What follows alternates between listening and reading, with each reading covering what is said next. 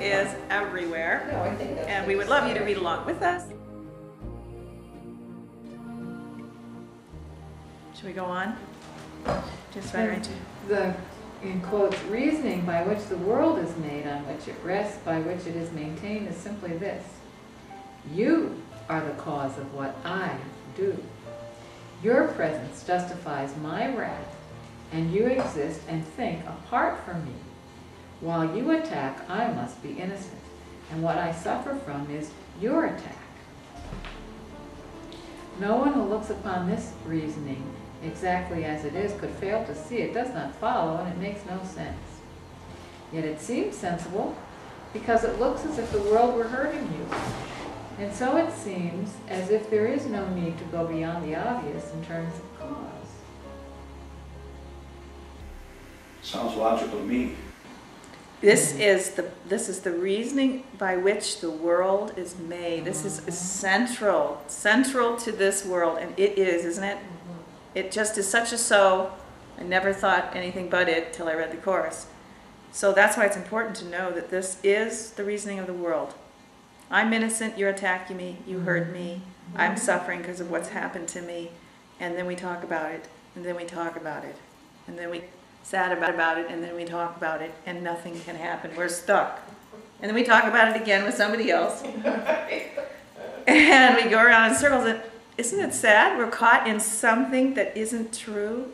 And why he says, no one who looks upon this reasoning exactly as it is could fail to see it does not follow, and it makes no sense. The issue is, within the world, that sentence does, what do you mean? How in the world can we? But when you get that we are powerful spiritual beings who can be deprived by no one but ourselves, you go, wait a minute, what's going on here?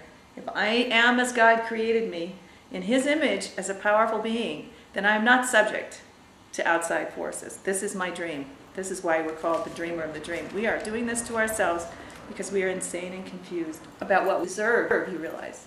Mm-hmm. We believe we deserve attack, and so we are giving it to ourselves in our unconscious, and that is not what we deserve. And we do not deserve to attack anyone either. They don't deserve attack either, but as long as we believe we deserve attack, then we believe everyone does, and so we are going to be the arbitrator of that attack and suffer in the consequence. But it's amazing. It's strange to think your presence justifies my wrath.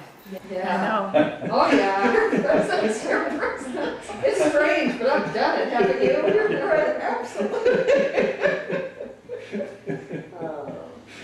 But sometimes Without you, see, I wouldn't have any justification for it. So I got to have somebody there so I know why I have this. So please, come into my life. Come here, my pretty. Let me tell you how much I love you. Halloween's coming. You have to forgive her. Okay.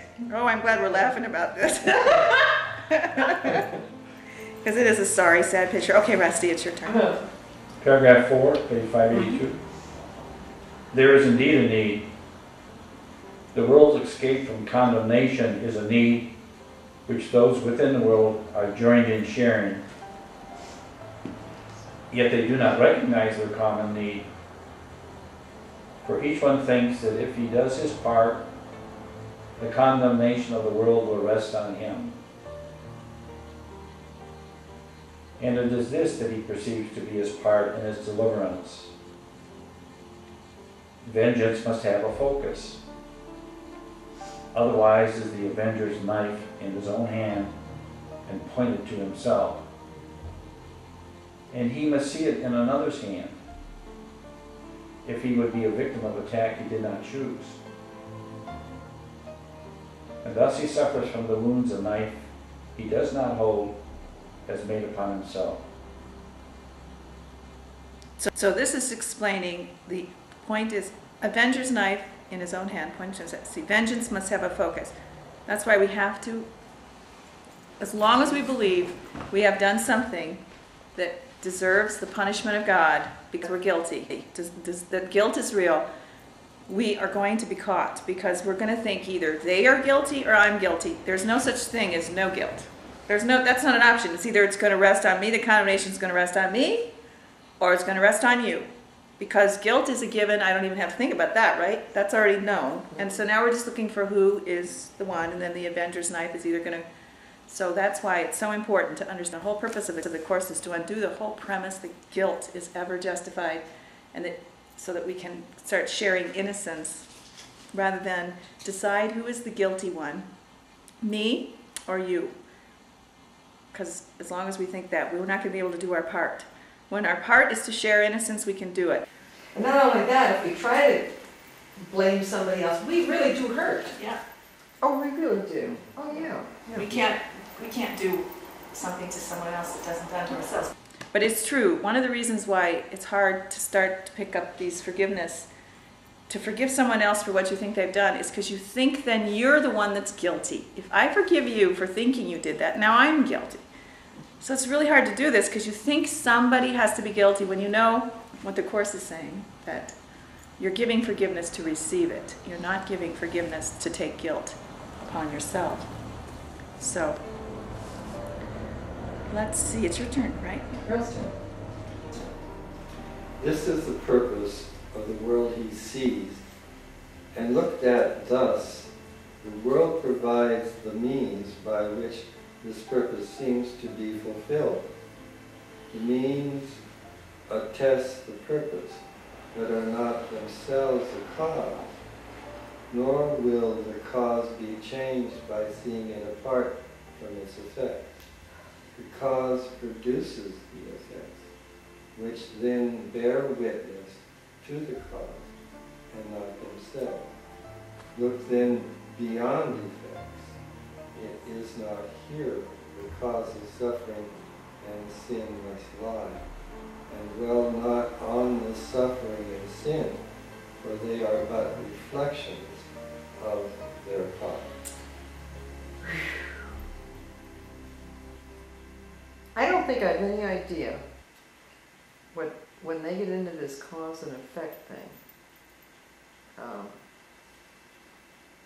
I'm sorry. What it's saying, I okay, let me need give you little just a help on little this brief, one. the cause and effect. This is very important.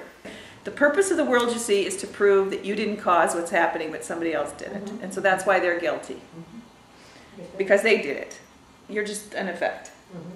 And so forgiveness, or a choice for a miracle, is saying, as long as I do that, I'm stuck. I cannot escape, because the world is making me what I am. And so I'm stuck. So he's saying this is a dream where you have reverse cause and effect. You actually are the cause of everything that happens to you. So that's really what he's saying. So look beyond what you think is going on, because there's a whole nother cause and effect relationship that has to do with your thoughts are causing. And cause and effect go together. I can't separate them. Where the world is all about separating them. And that's why it's a different premise, that there is a separation of cause and effect. Is really the idea of separation. So we're trying to undo the separation. And the purpose of the world is to prove the separation real, to prove guilt real, and so it serves its purpose.